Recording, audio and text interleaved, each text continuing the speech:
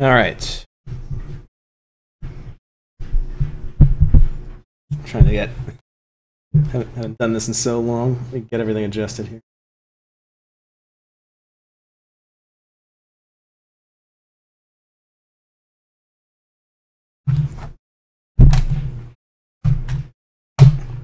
All right, that's probably a little. Okay. I haven't streamed much in the last 3 months. Work picked up immensely. I've been stressed out of my mind. I made a quick video about that I highlighted. It's calming down now. Finally, I'm hoping to get back into this a little bit now that work's calming down, as I mentioned. Stress is leveling off. I love my job, I really do. It's just been very high stress, and so I haven't been able to bring myself to come home and log on and do additional work. As much as fun as it can be, I just couldn't do it. So today's going to be a review. It's probably going to be much shorter. I need to get back into the groove of doing this. You laughing at me? No. Okay. Laughing at. She's getting murdered by a unicorn in Monster Hunter 4U on the 3DS, which is a fantastic game. Anyway, I want to get back into this. I want to start programming this, even if only because I really want to start programming games. As much fun as the Twitch bot can be, I want to move on. I want to do something else, and right now this is preventing me from doing that on top of everything else I've got. So, hoping getting back into this will allow me to finish this, and then, or at least get it to a more complete state. Then I can push actual real game engine and create games. That should be more fun. Possibly phone apps, or I found a 2D engine called Torque, which is free to use and free to sell, even if I wanted to sell it. And it's protected under the MIT license, which allows you to do that. But looking into that, that's all, you know, not beyond the rainbow, but certainly later. This needs to get to a point where people can actually potentially use it, or at least get it to the point where people can request new features. Anywho, Unit, good to see you back. I'm amazed you've stuck with us all this time. Thank you for that. And I can't tell you how much it means to have somebody come back in, especially after taking a 3-month break effectively. I guess it's been 2.5, because it was the early to mid-December. But we'll see. This needs to get to a point where it is basically finished, definitely in a usable state, and then we'll do apps, we'll do games. Part of me, I've had the idea to potentially take that 2D engine and do like a self-challenge where I try and I sit down and I build the basic game of Tetris until I'm done, or 24 hours or something like that. Like, I take a day off from work. It's Tetris or bust, something like that. Like, I don't know, maybe. No promises. But anyway, Twitch bot that I've been making, which I've apparently lovingly called Helper Bot. And I've written this all in Java just to review. I've done all the work in BlueJ. I've used Eclipse before. Felt like trying something new. I'm using PircBot, PIRC-bot, which allows me to connect to an IRC channel, which is what Twitch has working in the background to all of its chat channels. That's how you can actually read what's going on, respond to people, answer them. And would be about it. That's all the basics. All right, so looked into side-scroller game engines in Java. That's great, actually. If you find a really good one, let me know. But yeah, C# and Java, from my understanding, are pretty similar. my worry about Java is that it's not as dedicated a system, and I'd almost like to be able to create a game and then at least have the option of selling it on Steam if I make a really good one. And obviously little ones like that Tetris game, that would just be, let me prove that it can be done. But if I actually were to make a game that I thought I could sell, I'd like to be able to do that. And Java, I worry about it because it's not, well, it's a great language at a lot of things. It's not fantastic for a lot of other things. Like any language, they all have their ups and downs, the pros and cons. And I think Torque is C or C++ based. Might be its own language. I haven't looked into it that dedicated. I haven't dedicated that much time to looking into it, so I don't know for a fact. But I've got it. I've got it bookmarked. I'll look into it. It's not something that I'm going to be like finishing this anytime in the next couple days. So I search it. Yeah, I suspect it's a C-based language. That would make the most sense, at least.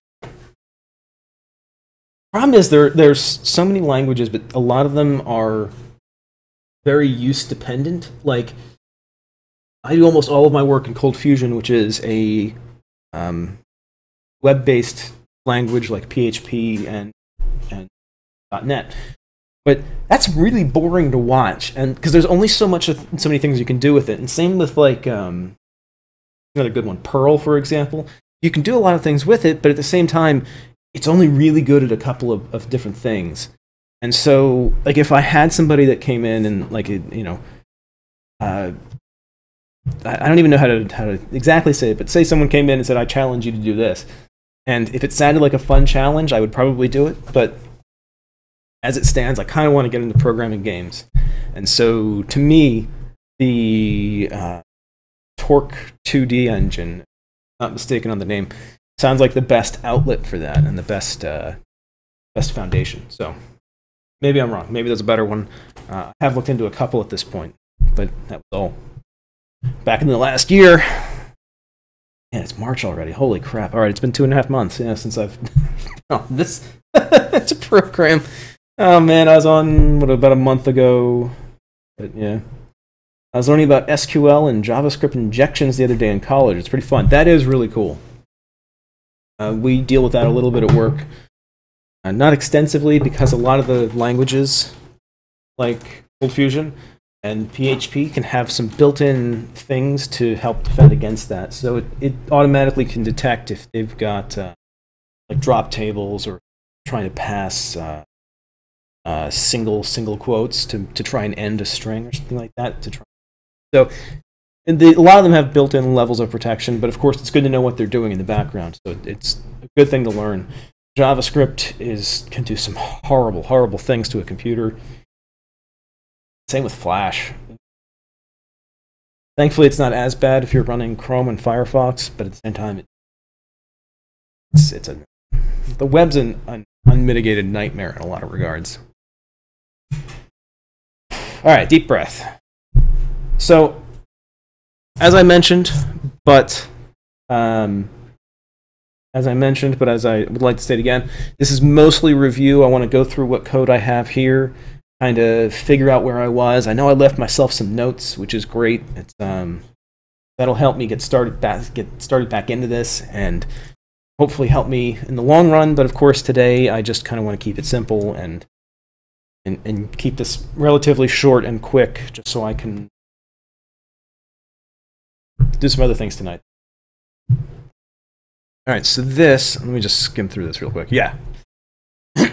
So it's not uncommon to have a main program that is very sparse, like this is. Includes some things at the top, sets a couple of variables, which I don't even think are used.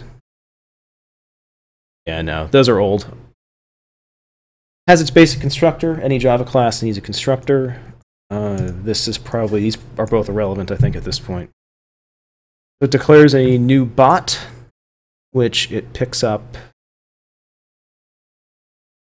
Oh, it might just be because it's named the right. Yeah, like it knows to look for that. And then it runs the start function on it. Then this announces hello channel, which could probably be part of the constructor of this and all that. Oh, you've got a network security class. Nice. Try and create a background JavaScript that downloads a file in the background, but I'm not sure how to do it. Ooh.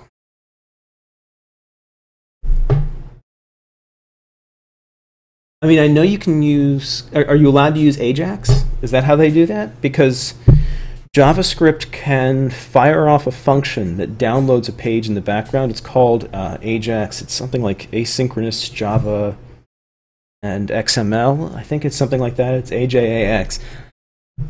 And those functions are what allow you to... that's a lot of pages, like Gmail, for example, will use Ajax. Type aheads, when you start typing something into Amazon, will use Ajax, because what it'll do is it'll take what you're typing in, send it off to a web page, then download the response back from that web page and present it to you on your current web page. It allows us to make the internet web pages really dynamic, because you can change things on the fly. That's how a lot of pages will update. I play fantasy football, so if you're playing fantasy football and the stats change from a live game, the page will update it live because it's downloading that data from time. That might be how they're doing it. There might be some other ways to do it too. That would probably be my initial thought, at least. That's in terms of downloading a file and saving it to the local computer, though. That's a little harder, specifically because browsers are meant to try and prevent that. I would say at least use Ajax as a starting point. You can build a custom Ajax function, but that does sound like a really cool challenge. And again, I don't know for a fact that's the way they want you to do it, but that at least could download data to the page. I don't know if that could download data to your computer. That, like I said, I think that's a little more difficult. But that does sound cool. That sounds like a really cool homework assignment. All right, so back to this real quick. Here's our main function. It's got tons of commented out code because I've changed things so many times. That's changed. That's changed. And this, like I said, this is just kind of left in as a test, and that announces once the bot's connected. So, all that's good. I don't even think I'm going to start this up this time. I'm going to skim through it. All right. So here is the prime thing here. That's not, that date's not right, that's for sure. I know I was working on the gambling. Here's my includes again. Extends perkbot. So that's where the perkbot starts getting used. The current status, that's right. I was storing the status as a character to see where it currently stands, and that way when a raffle gets started, it flags itself as being in a raffle state, so you can't also start a betting state, and vice versa. Cats are going crazy. I wish they would go crazy close enough that I could pick one.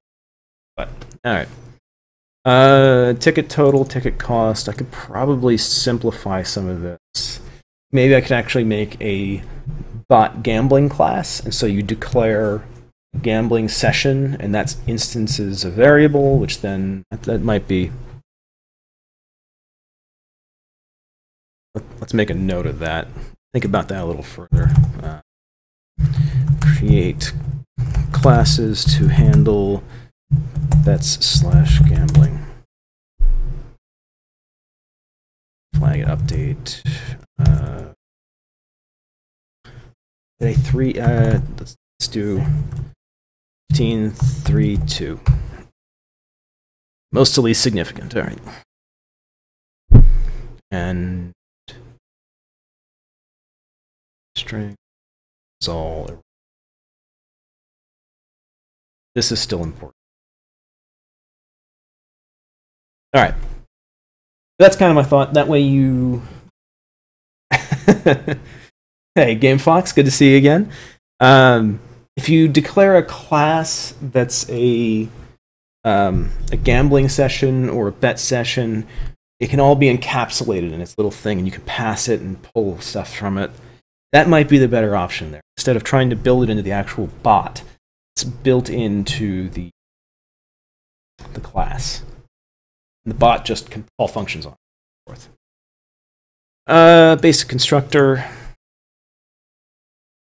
Here's the start bot, which a lot of this, like this .bot name, this is all called from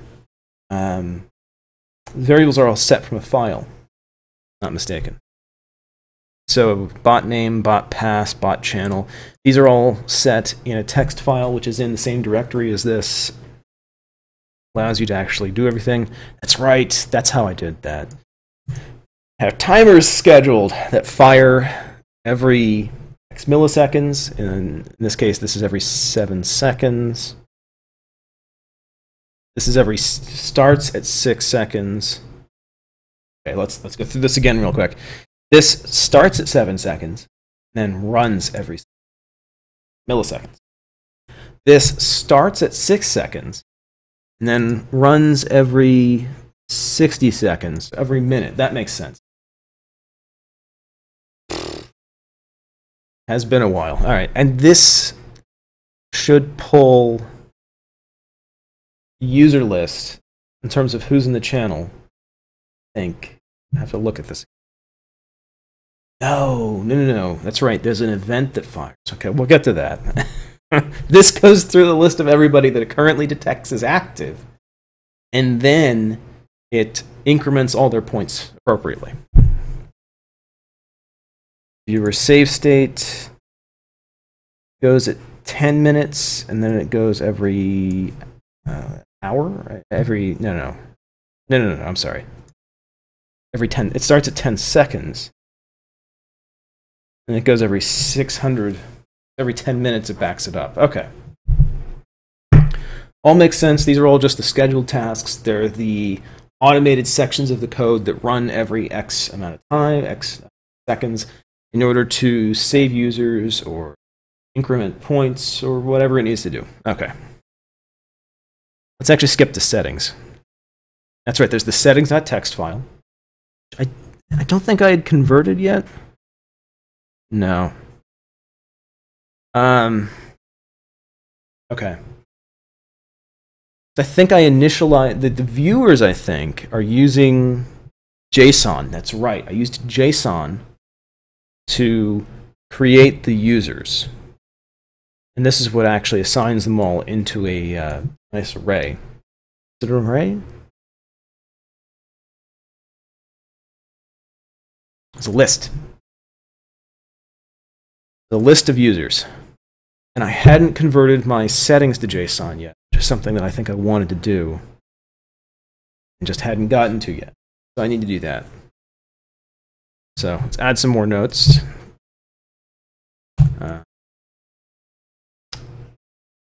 Fix setting, or not fix settings, because I don't need to fix them. It's just update settings to JSON. Okay. And as you can see, this is really crude. As it's looping through all of the settings, it looks for Twitch account name, Twitch password, and Twitch channel to join. This is all really sloppy. JSON will actually, if I'm not mistaken, it'll put that into, it'll effectively put it into a struct, if I'm not mistaken. A JSON struct, or a JSON array, JSON object, I don't know. The array. So, okay, this is putting it into an array. That's because that's more than one value. I only have one value. I don't need an array. So it might just be a struct. No. I'll play with it later. But I want to get that into JSON too, because all I have to do then is read the file in, put it into a buffered reader, and there's the whole file. And then I just do this. You do JSON parse on the whole file, and bang, it's done. All right. This is the initialized viewers. This is the one that reads in all viewers. Then we have this user. No, it's not user tracking. Wait. Oh man, this has been so long. All right. message. We'll come back to on message. On join. That's right. It took about 5 or 6 seconds after the bot joined the channel, but then it got spammed with on joined messages because Twitch, at least at the moment, didn't allow you to download user lists, which I speculated was due to the fact that they didn't want people to create bots that just went through and joined channels and downloaded. Maybe, maybe not, but that's if you figure if you created a bot that joined a 20,000 person channel and it just sat there and downloaded the user list over and over and over again, that would be a lot of data and be a pain in the neck. So this way, on join is only fired once, on part is only fired once. So you get 2 of those per user. You would maybe still be able to do it if you join and leave the channel, but they probably have some blocks in place for that. Check to see how often you've gotten these things and stop doing it. It's possible this won't work on a 20,000 user channel. No. I will test that at some point, but getting back into it. All right. Okay, so these 2 are events. They fire when the event happens. So when someone joins the channel, this event fires. It adds the user. And then it sets them to watching. And then this does the opposite. This, oh no, this still adds the user. Okay, so if they weren't in the list before, they are now. And that's as a catch. If somehow on join never fires, which I'm sure it happens from time to time, on part will fire and add them to the list, so at least the next time they join in, they should be caught. So that was, here's add user. It's really simple. Just, what's this do? Aha! Takes the Twitch viewer that's passed it, creates a temporary Twitch viewer with 0 points, finds the index of that Twitch viewer. If it's equal to -1, which means it wasn't found in the list, it adds the user to the end of the list. Big deal. All right, there's the settings. So it might just be, these are all just information. All right, so on message. This, of course, is the main part of any bot. Everything else helps, but this is what actually allows you to interact with it. So, on message. This also has an add user, again, to make sure that someone, and this is good too, because if on join doesn't fire, then if they send a message, then that's it, they're included. You don't need to worry about it anymore. Temp message, and the message arguments. Oh, okay. This is something I did. It takes the message that somebody puts into the chat and it splits it up by spaces, which allows me a very easy way to see what the first thing somebody said is. For example, if that first element in that array is points, then I know to fire all this stuff off. Just browse through this too. So this creates a temporary Twitch viewer. This gets the index of it. I might want a function instead of having to do that every time. How long will I be live today? I'm going to review all of my code. So, oh wow, it's 6:30 already. Once I get past this part, this is really the hardest part. Once I get past all this, it's probably not going to be. But I'd say another 15, 20 minutes, something like that. Twitch temp viewer creates that, gets their points, and then gets their temporary points if they've bought tickets.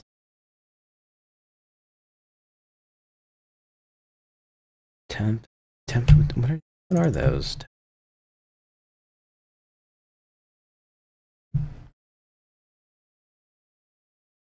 Where did I get that from? Oh. Just losing my mind. All right, so it's doing temp. It's getting get points on temp viewer. which gets how many points it are, which is a double. Double because we might be dealing in half or third or quarter points. And then this converts it to an integer. And that way there's rounding that occurs, and there's a truncating. It's rounding or truncating, I'm not sure offhand. This is a system string. This just shows us that it's doing something. And then here's where it actually adds the string to the string queue that will be printed out in a message, which is there. And then up to 7 seconds later, the message is printed with everybody that has requested their. Adds points to a specific user. All right, so this is a an admin function or moderator function potentially.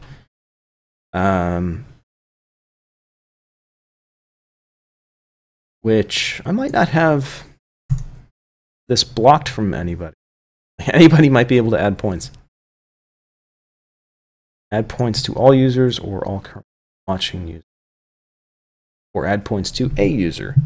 And I've only done the one, it looks like. Yeah, it's just, if I were to do exclamation point add, it would add points to myself. Oh man, well don't worry about elite unit. I mean, I do plan on doing this more often now. I might actually try and do like a lunch stream on Saturdays, if that helps. 12 p.m. Eastern Standard Time, which would be 5 p.m. GMT. Oh shoot, this weekend's spring ahead. I don't know if that affects it. To further confuse things. Oh, it's not until Sunday morning? All right. So this Saturday at lunchtime here, 5 p.m. GMT. I'm going to try and be on. We don't usually have. We do have lunch plans. Maybe in the morning. I don't know. I'm going to have to see how a lot of things are. But it's good seeing you again. Good to see you. You come right back in. It really does. Really makes you feel great that there's people who are dedicated to this kind of stuff. But okay.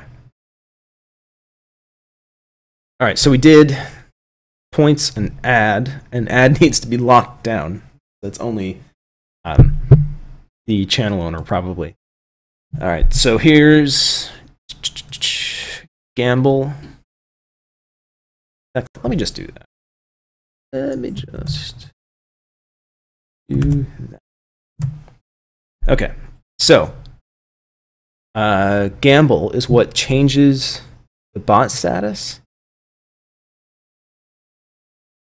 Okay, so if the bot status equals D, which is the default status,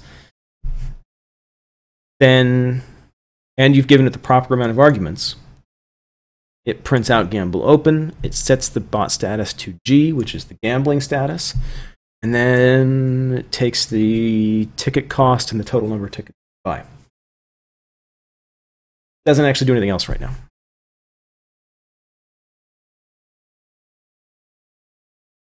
Which is obviously something to do to add to it.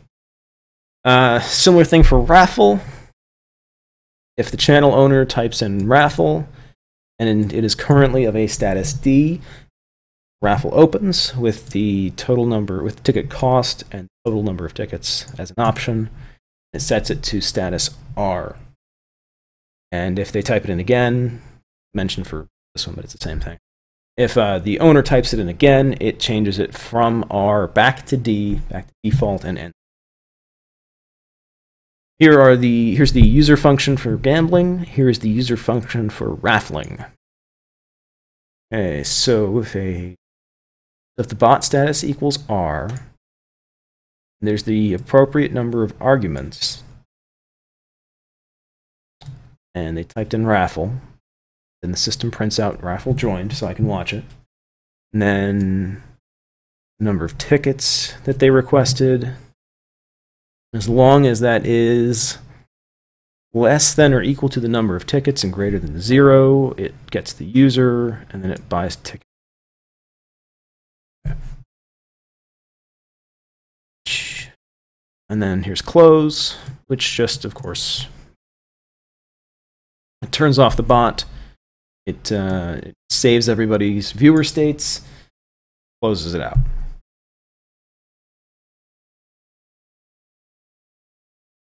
Go with this. I think this stops all the, this stops all of the,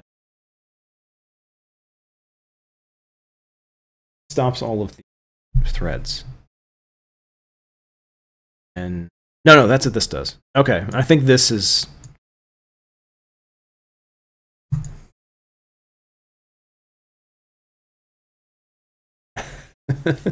Everyone's abandoning ship. But good to see you guys. Game Fox, thanks for stopping by. Elite Unit, is good to see you. I hope to see you all again, of course. Like I said, I'm going to try and do this more often. So, and this will be on YouTube later tonight. But see you later. All right. All right. So that's all this stuff.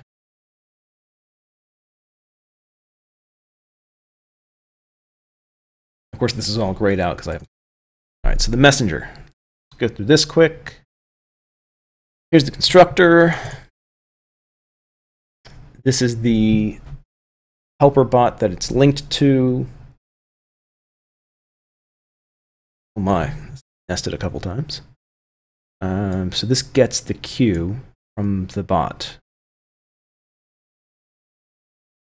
Okay. Helper bot has a list of messages it needs to send. This gets that queue. Then this gets the channel name. This is just to make sure that there's more than one thing.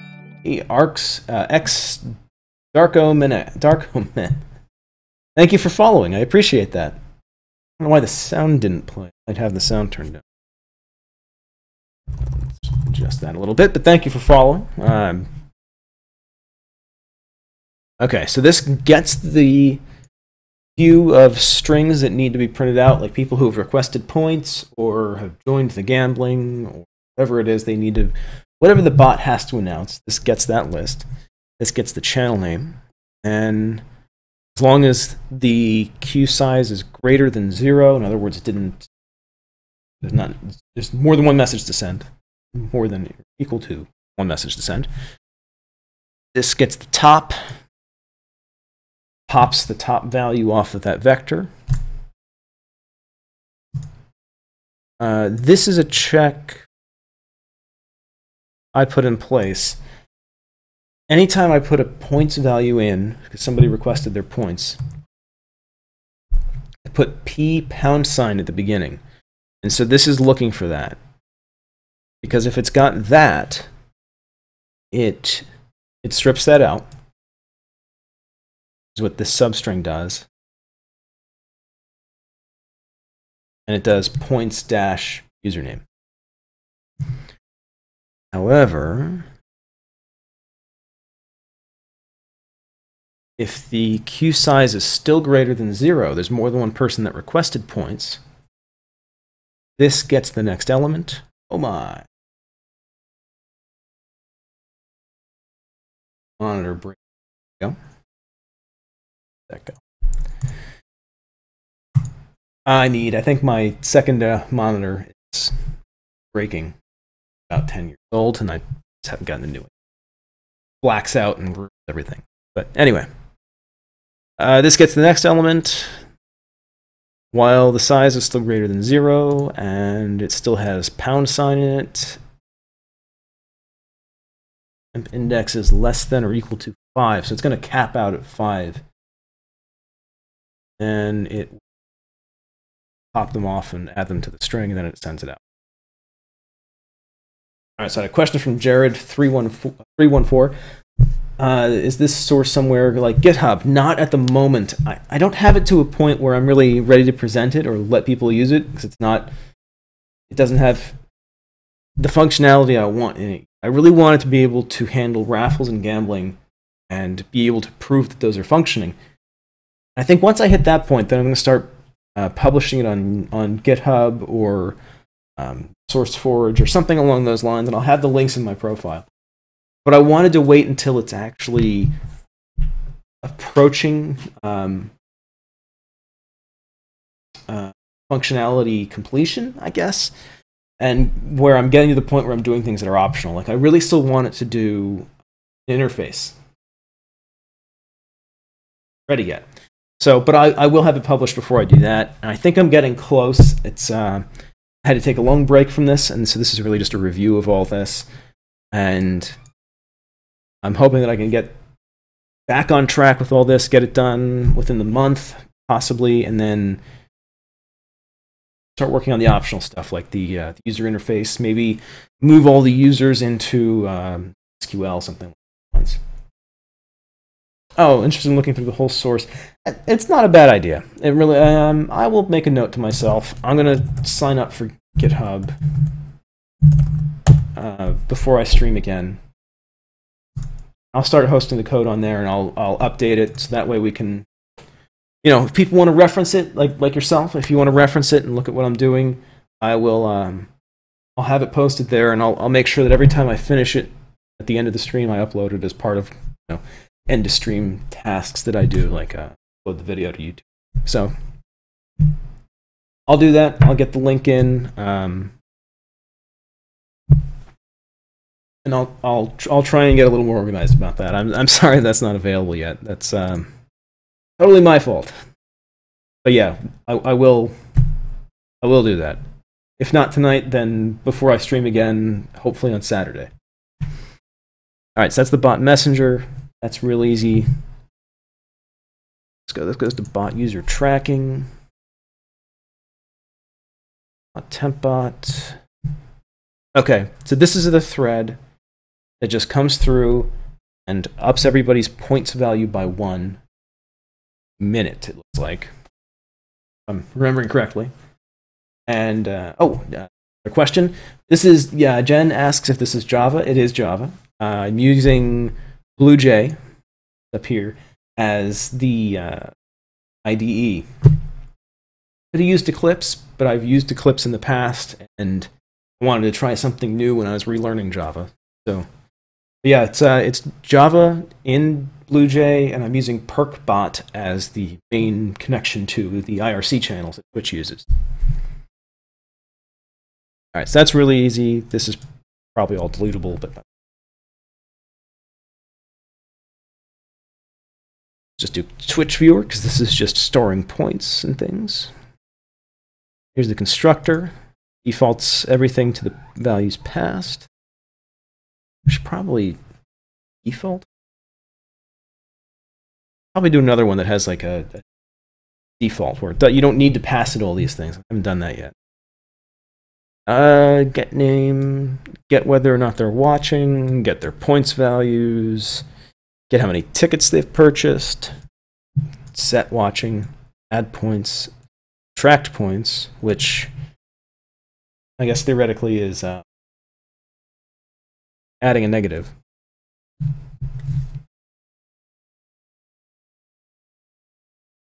But at the same time, it's good to have different things. Track what it's doing. Set G option.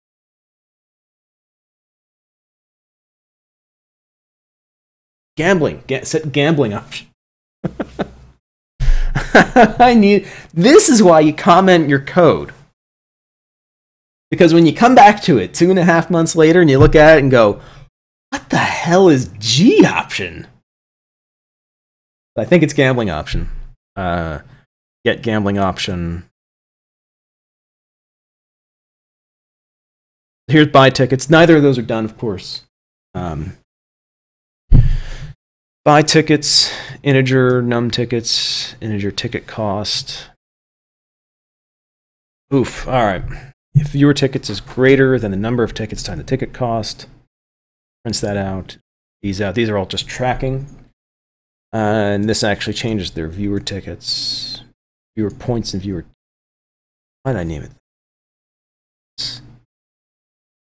Viewer points minus number of tickets, ticket cost. Okay. points is their total number of points that they have on the channel. Tickets is how many tickets they currently have purchased. But then this is to handle those couple of exceptions where I'm trying to buy 1,300 tickets when I can only afford 2, and I'm trying to buy 2 tickets when I have 1,300. It's the 2 potential options. And then this is in here just in case there's something I haven't considered.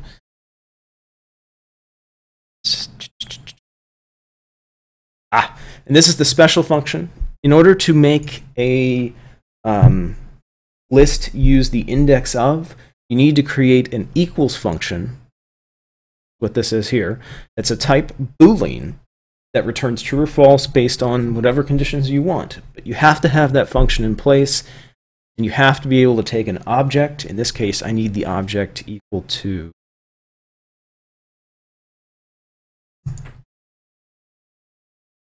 proper class. Oh, which in this case needs to be a Twitch viewer. This makes sure that the object other that has been passed is the same class. Because if it isn't, it returns false. Okay. This then casts it as a Twitch viewer, and then basically if the name of the 2 are the same, it returns. And I needed that because I have a list of viewers in the main program to be able to search through and find the index. Specific viewer. All right. One more. All right. Viewer save state extends timer task. Basic variables. Okay.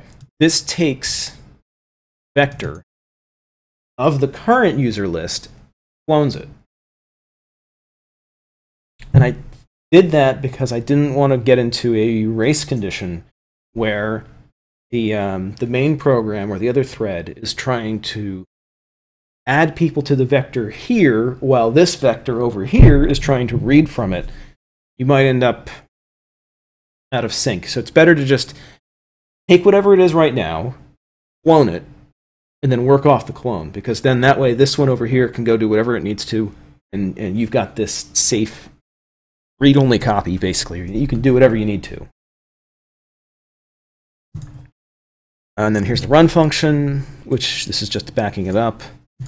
This turns the vector into a JSON object with names, points, tickets, and watching.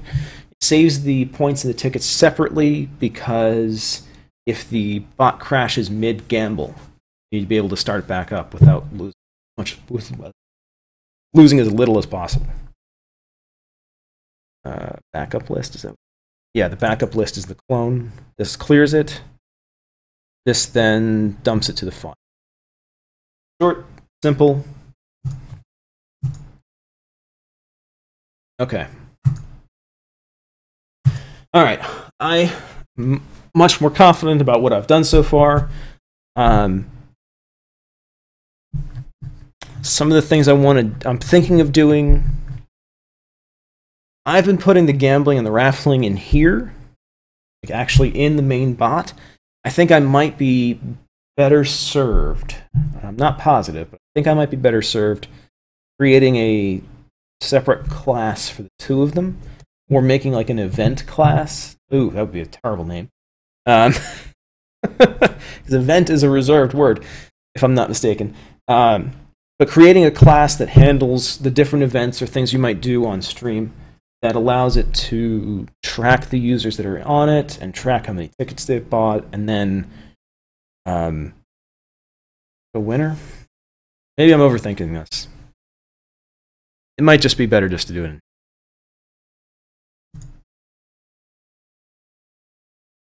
Raffle joined.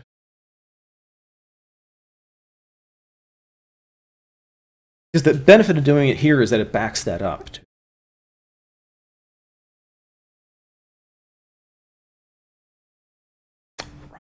I think tickets was... let me review the Twitch viewer. Because I have 2 things storing points. I have viewer points, which is a double, and I have, oh hey, CL_L_L. Thank you for following. So I have viewer points and viewer tickets. Viewer points is a double because if people want to, if you want to hand out 1 point per 4 minutes instead of a point per minute, this can do that. It can 0.25 points a minute, and it will only display 1 point per minute or per 4 minutes. Numbers mixed. Because the actual display portion doesn't do partial points, it only does whole points, and it does, not mistaken, truncating instead of rounding. But integer viewer tickets, and this is what I wanted to check on real quick while I'm thinking of it. Just to make sure I've got the right names here. Viewer tickets. Ticket. Ooh, okay. What I probably want to do, I'm going to make a note of this in the main program, is to store the store Twitch viewer tickets as point cost, as total point cost. Reason being, if you're holding a raffle and it's for something big, let's say you're holding a raffle for monitor, second monitors. I need one, please hold one. You're holding it for a second monitor, and it takes 1,000 points to buy one ticket. If the bot crashes while that's going on, you don't want it to store that that person has one ticket. You want it to store they have 1,000 points in that ticket. So that makes sense to me. I'll make a note of that. Today's more to review for those of you just joining. Wow. Your account has gone up since I started. This was meant as a review. I'm going to try and get back into this every week. I'm hoping to continue doing this every Monday. I used to do this every Monday and Wednesday. I'm going to try. I'm really going to try, but I got to get back into the rhythm of doing this. And I'm really out of it because I took 2.5 months off due to work stress. I have all of my previous videos on our YouTube channel, which is linked in our profile. I share this channel with my wife.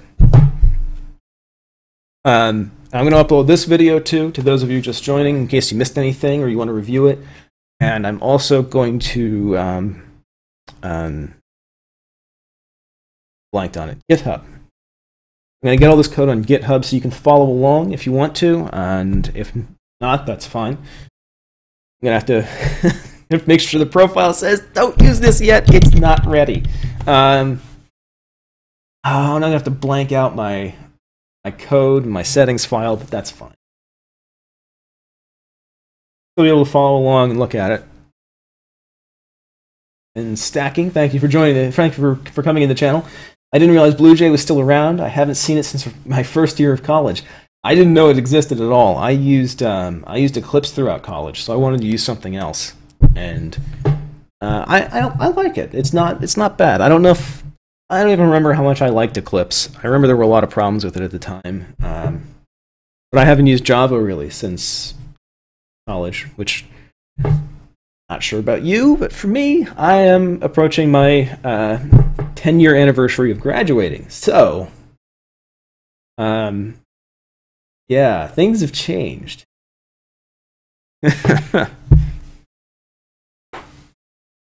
Got some notes, got some things to do, got some assignments. Just don't check your settings into GitHub.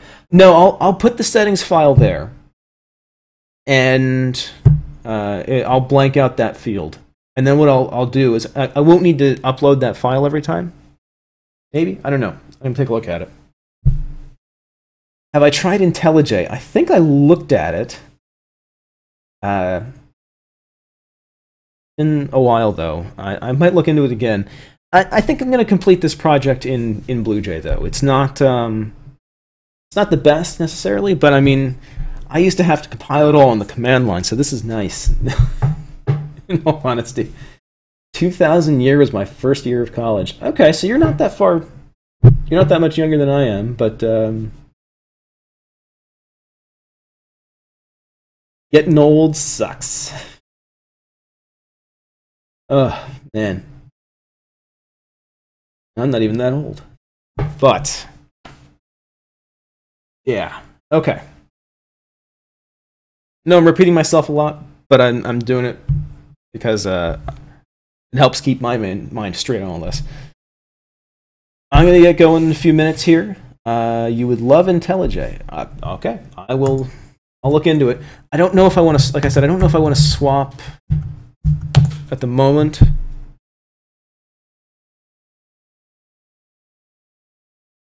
This get linked. Holy my Firefox somehow has decided, instead of Google, which I had it set up to do, decided that I'm going to use Yahoo to search. Who uses Yahoo? IntelliJ.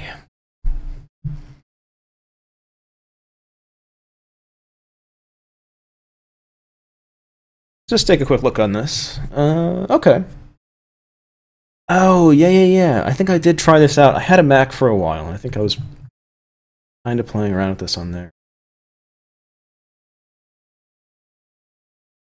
All right, I'll take a look at it. It's IntelliJ. Oh, NetBeans is still around? Holy crap. Yahoo is default for Firefox? Holy crap, how do they get that much money? I gotta change that, that's for sure. IntelliJ, NetBeans, and Eclipse are the major three. Okay. I used NetBeans. That was a nightmare of a program. And anything you compiled in that, like, wouldn't compile anywhere else. Pain in the neck. But did serve me well.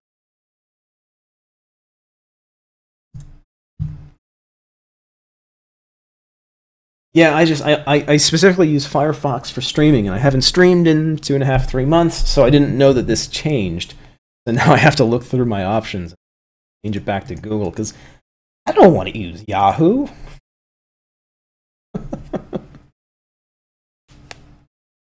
Yep, Sublime Text. I've been there. In fact, what we used to have to do, you had to get it to compile on your computer, so I actually had a Linux computer because it had to compile on Unix.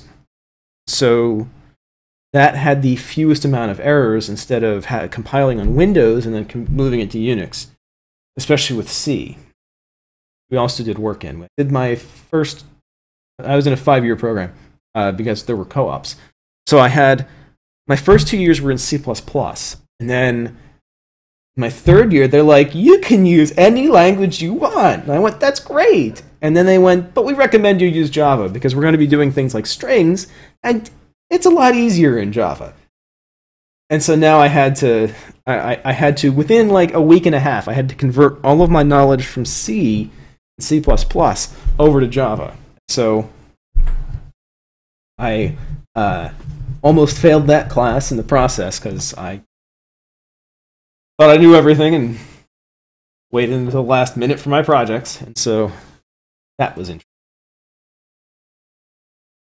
Oh man, all these IDEs. And all of them do things a little differently, and none of them, like, it's not uncommon to have something that compiles in one that won't compile in the other, even though they're both technically using the same version of the compiler. I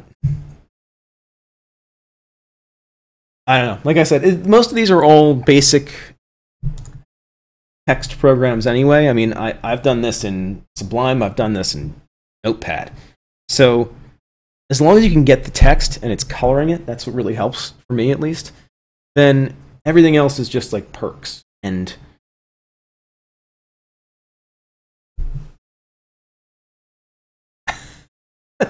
Stacking says, my teacher went from C++ and then ditched it in the middle of the year and said, forget C++, you'll never use it again, let's learn Java.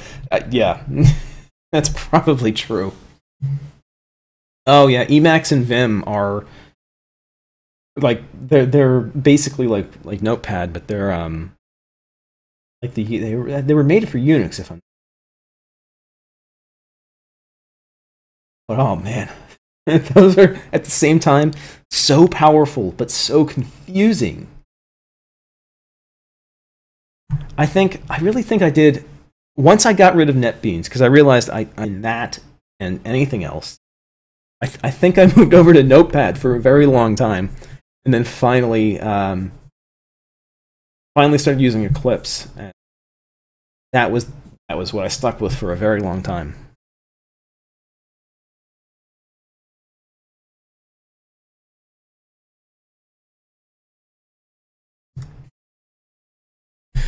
Oh, all right. Let me do one of these just to make sure it all. All right, there are warnings because I'm using string. Oh, string. Threads.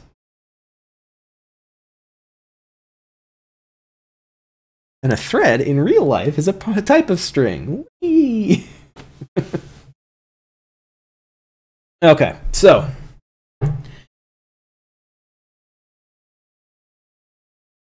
this has been fun.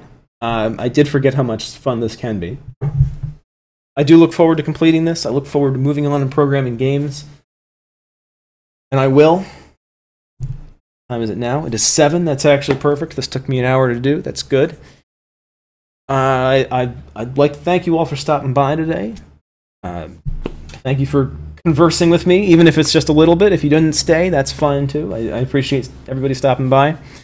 If you want to see me again, I'm hoping to stream again on Saturday morning and possibly on Wednesday.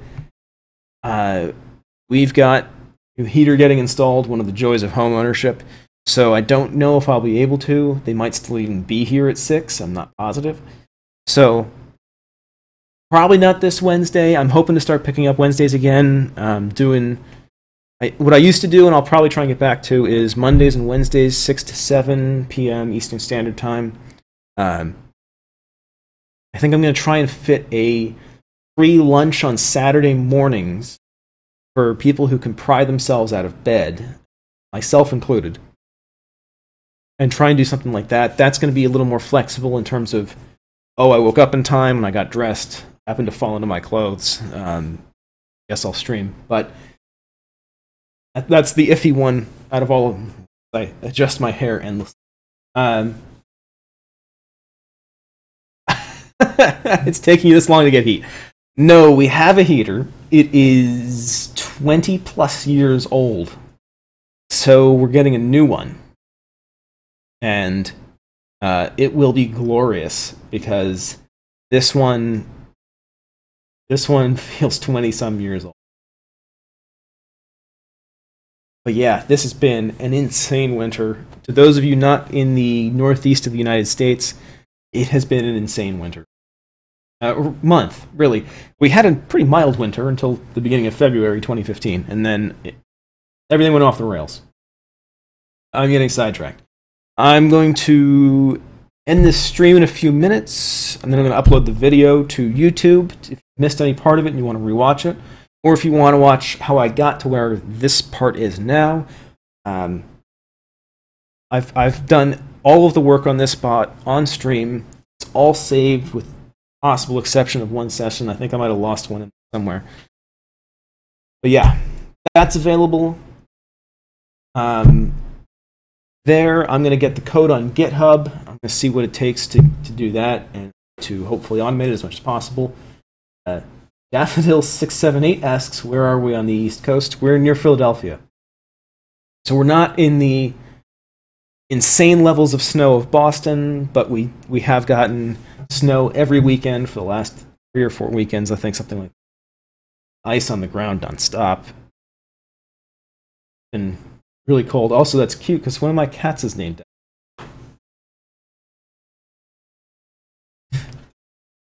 We have, the reason we're called Clutter of Cats, we have 5 cats. I'm debating grabbing one. If I grab Ford, do you think? He might run. Yeah. Oh, here we go. We got an agreeable one. Watch out for the cords.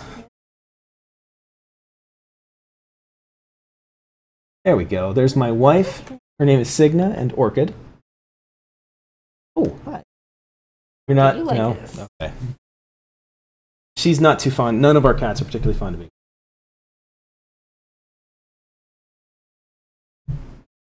Oh, you broke your wrist. That sucks. Was it both bones or just one? Because I've been through both, and it's not fun.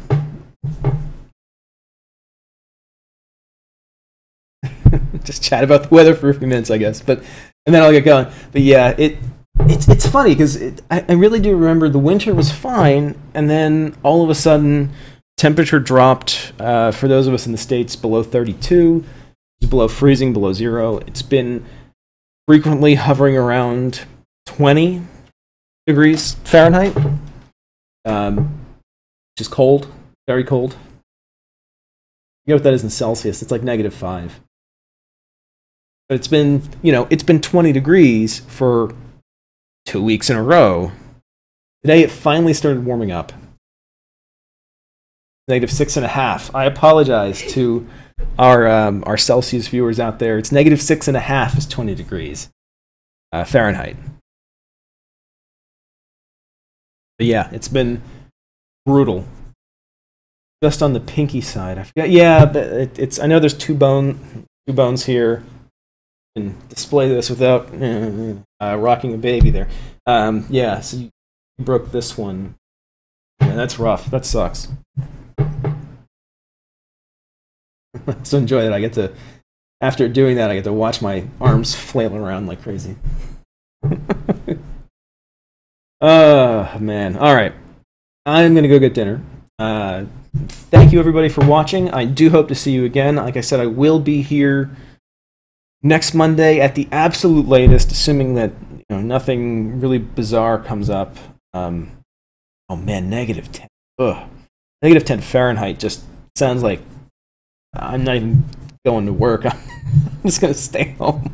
Holy cow. All right, so hope to see you all again. I will try to be back on Wednesday. If not Wednesday, I hope to be back on Saturday. And if not both of those days, which I'm really, really hoping I can bring myself to do, next Monday.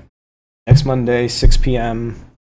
I'm going to try and make these the anchor days. The days I always make, hope will be the Mondays. Wednesdays I'm going to try and make 80% of. Saturdays I will also try and make 80% of. But thank you for joining. Thank you for stopping by. If you're on YouTube, thank you for watching. And I will see you all later. As I... See you later, everybody.